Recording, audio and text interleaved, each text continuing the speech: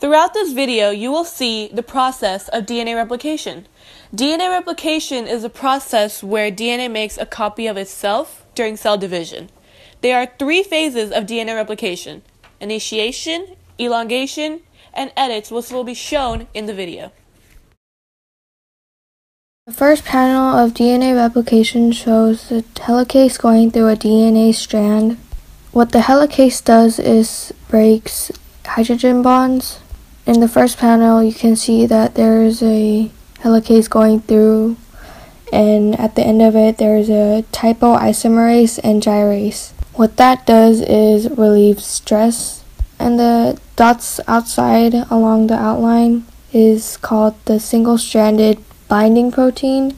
It's also abbreviated as SSBP, which keeps the fork open and keeps the strands apart.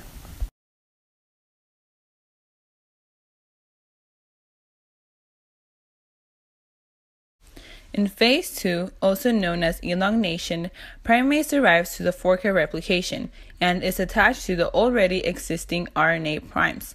Primase creates a landing zone by dropping off RNA primes. These primes are dropped to make a stronger landing for DNA polymerase, and by adding another set of RNA primes, it creates a double helix. A double helix will be able to support the weight of the DNA polymerase. DNA polymerase won't start working until it arrives to the landing zone. The purpose of DNA polymerase is to make a new sequence, and to do this, it reads from 3' to 5' and writes from 5' to 3'.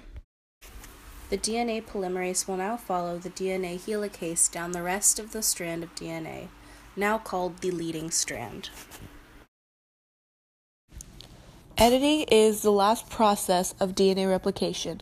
In the lagging strand, the DNA polymerase 1 will check for errors and remove the RNA primers for DNA. DNA ligase then adds a phosphate in the remaining parts of the phosphate sugar backbone of the DNA.